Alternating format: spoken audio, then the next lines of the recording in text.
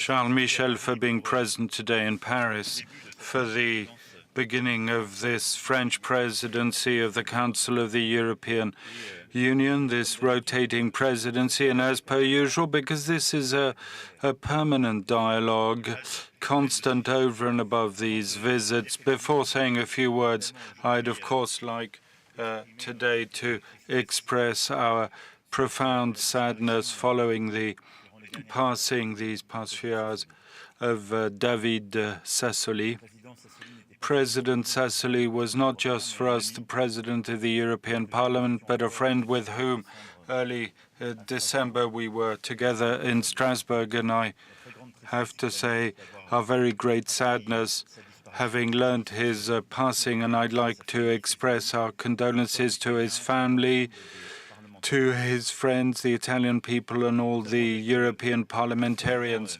With President Charles Michel, we'll of course discuss the coming weeks and months and challenges that lie ahead of us. We know it's our duty to build a Europe that gets to grips with these contemporaneous debates and stronger in the world. Large part of our discussions focused on major international issues, the place of the EU on Russia and Ukraine. We defend a European approach that combines firmness in the face of any aggression and maintaining channels of dialogue to find a way of calming the situation and to build a common security architecture in Europe for ourselves and our neighborhood. It's our responsibility, in addition to the strategic compass, to take this work forward, as we'll be doing the coming weeks and months. In this setting, the Normandy format plays a defining role. France, Germany, the EU will continue to support it. In this context, our common responsibility as Europeans is to propose and continue the work between the EU and China, notably actions targeting Lithuania that continue to concern us. And on this component, our approach is one of unity, solidarity, but also a resolve to move forward the issues where Sino-European discussion is defining. The climate between the parties, the question of the African continent requires it, and to be able to assess over the coming weeks our ability to move forward that agenda. On Africa, we will, in February, have a major summit in Brussels. We discussed it at length. Our shared resolve is to build a new alliance to reset our EU-African Union partnership, and to do this, as it were, with and for our youth, to reduce inequalities, to meet health challenges, to propose solutions of investment in green infrastructure, support peace and prosperity, promote lasting mobility, and to find mechanisms to fight against illegal immigration, fight against trafficking and human smugglers.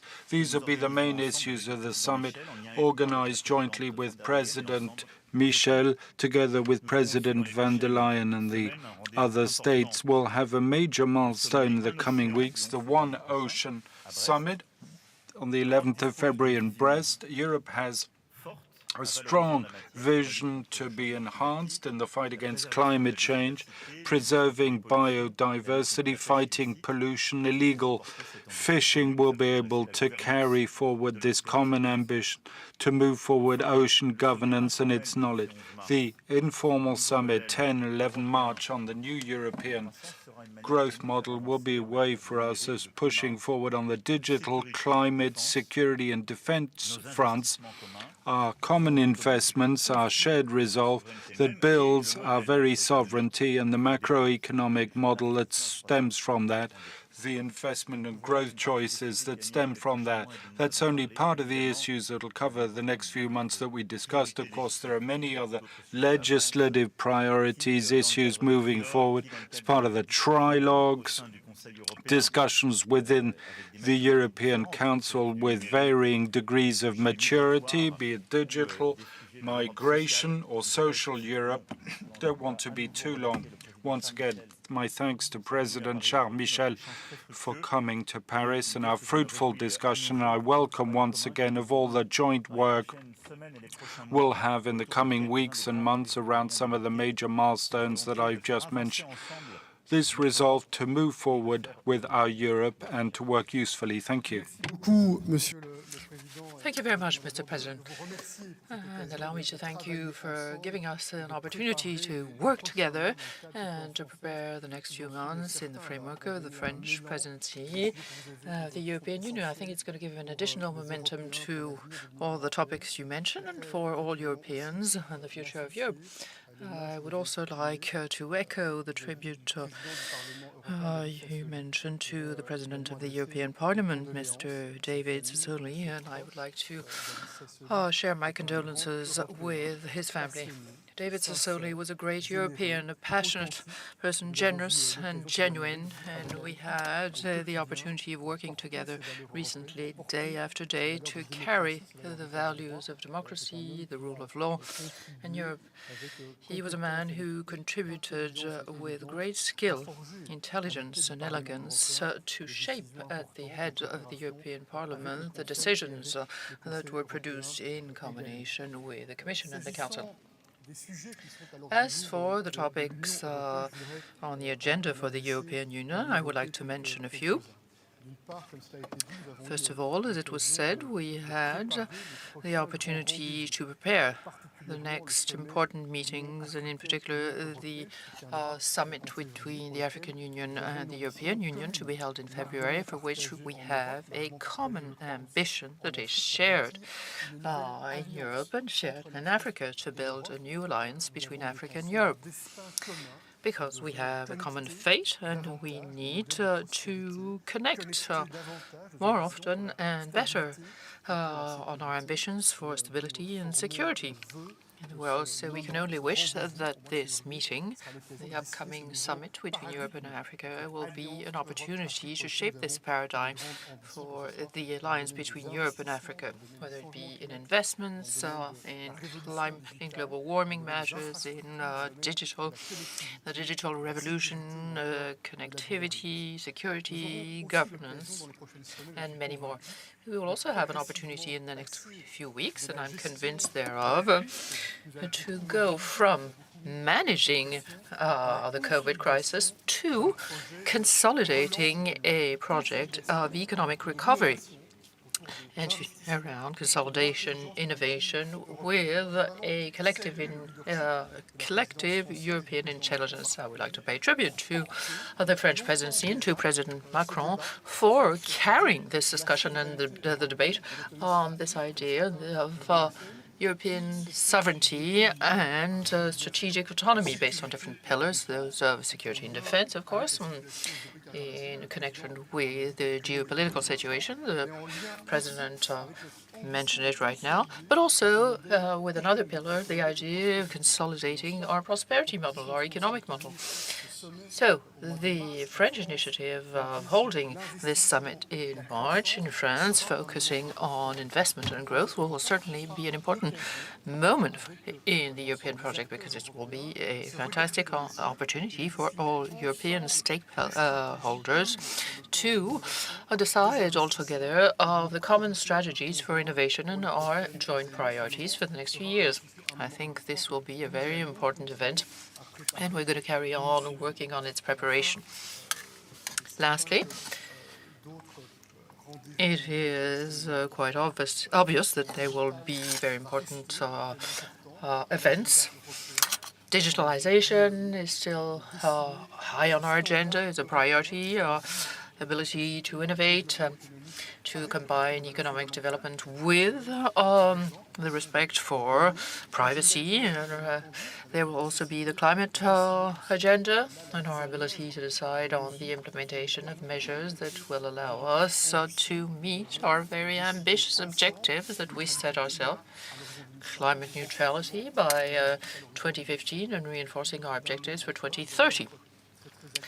And then, lastly, we will be very active abroad over and above our relations with Africa, which are of utmost importance. There are very there are difficult elements in geopolitical terms that we have to work on to ensure security and stability. The strategic compass is a debate that we launched recently, and we will certainly have an opportunity in March to move forward on our strategic compass, which is something that is going to mobilize us or must mobilize us for stability and prosperity.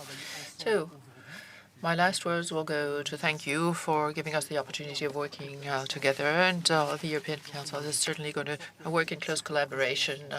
So I hope the French presidency will be a strong and useful presidency to make our project, our common European project, move forward. Thank you, President. Now we're going to take 4 questions, and the first one, François Delaunay from France Television.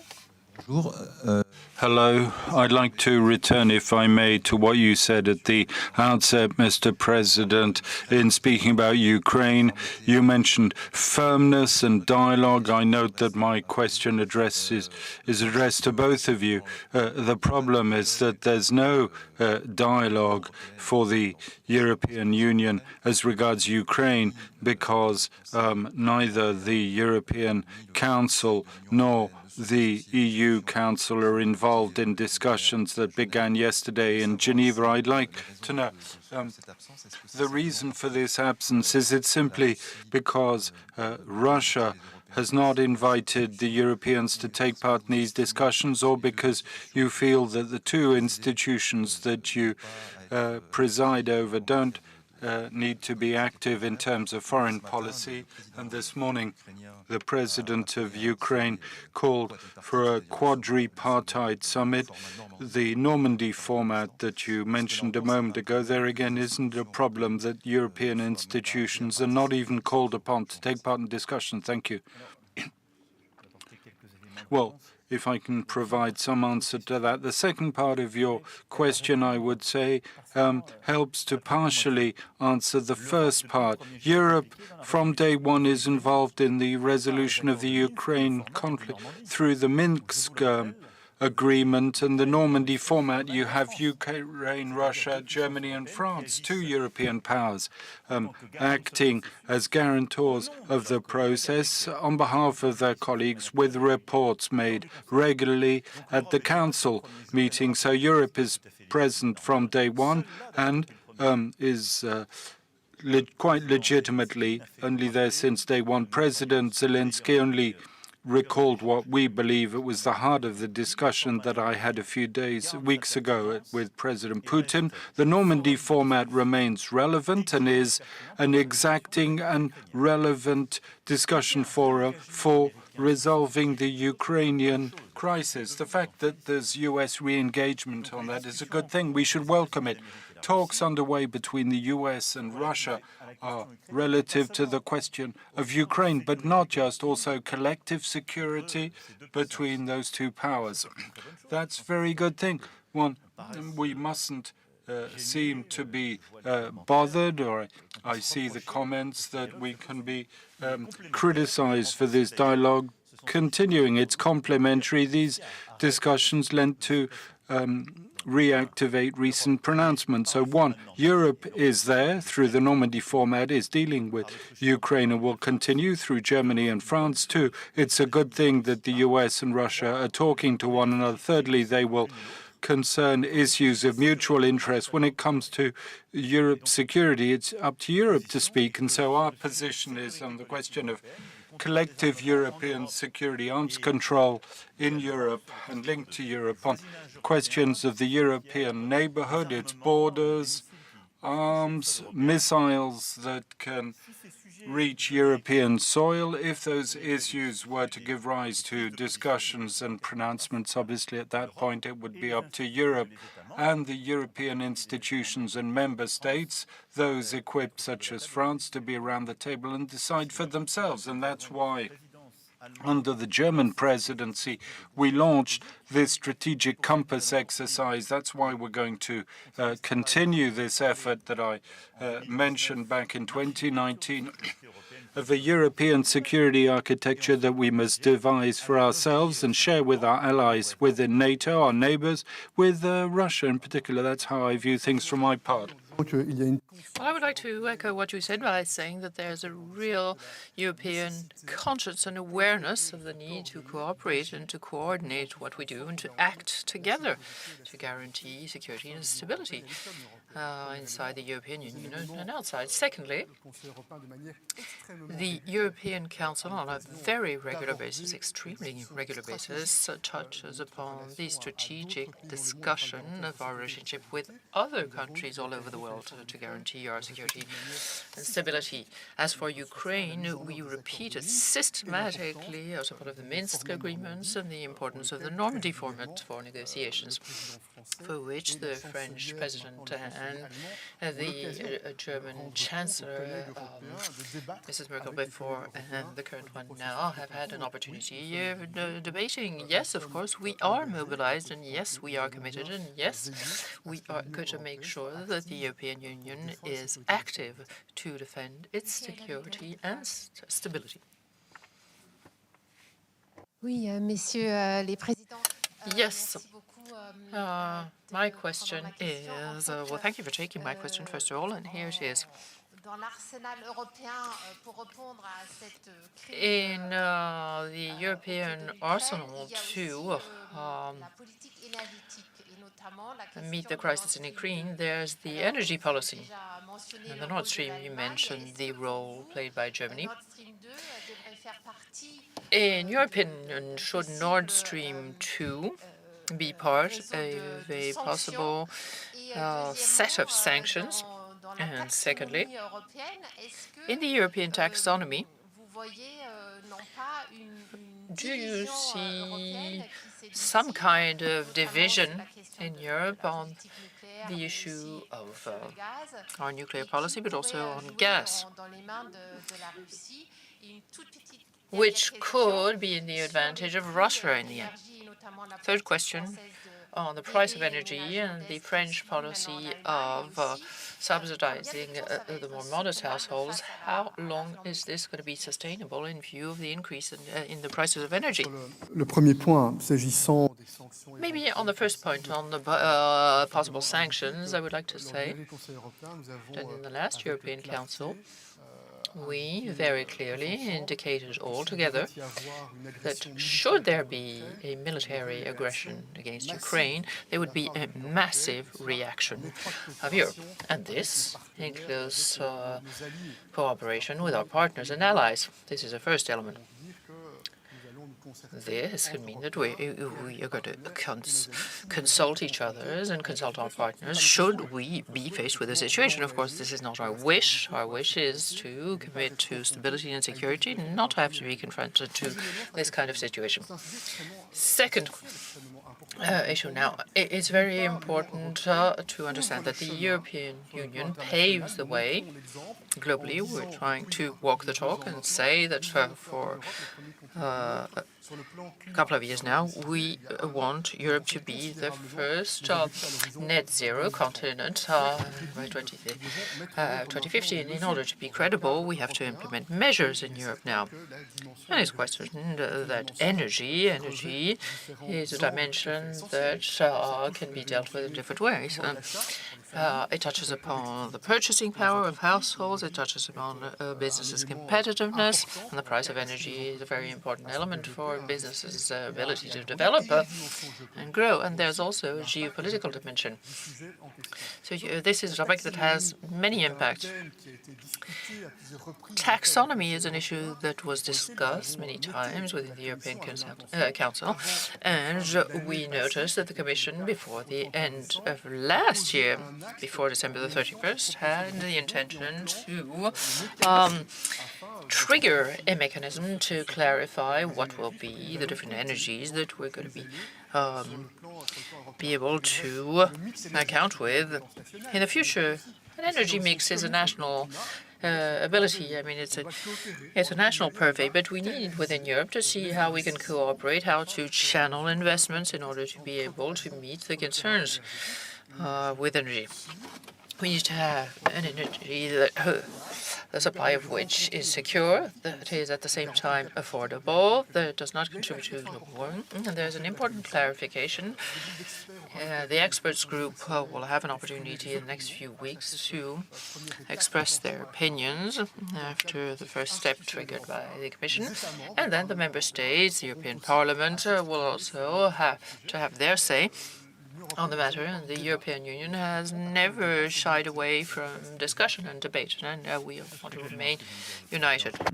Fully agree with what the President, Michel, said. There can be differences, but it's the spirit of compromise that allows us to move forward. I consider proposals made by the Commissioner good to reconcile these various models. For our part, we consider that the recognition of nuclear power as low-carbon energy without a time limit is a crucially important point to comply with our emissions cuts targets, because it's the technology that emits the least CO2 and allows us non-intermittently to produce power. Secondly, it's also consistent with the sovereignty agenda. If we want to exit coal, to remain on non-intermittent power, there's either gas or nuclear. Gas produce less and less on our soil, so nuclear power is at the heart of our strategy, also geopolitical, climate, geopolitical, and competitiveness and purchasing power. Briefly, we have support schemes for households and businesses. They are time-barred, and so we want there to be a rapid, swift reform of the way energy prices are set within the EU. It's vital, and I hope the coming weeks will allow us to achieve that. Our electricity prices depend too much on the marginal cost of additional inputs, with bias effects when the market's very volatile or trending upwards, notably on gas. So there's virtue in having, no doubt, multi-year contracts and different price setting. I'd like these issues to move forward usefully within the Council. Laurence Benamou, AFP.